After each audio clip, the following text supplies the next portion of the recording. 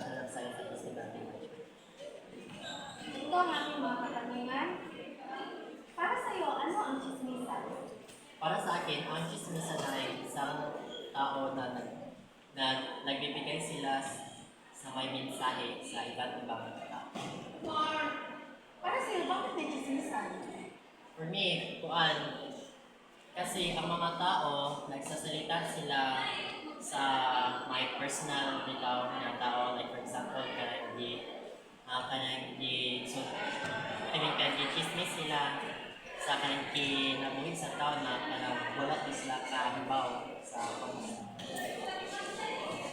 Panghuling katanungan, paano matatawag ang komunikasyon ng chismisan? Kasi nagsasalita sila sa mga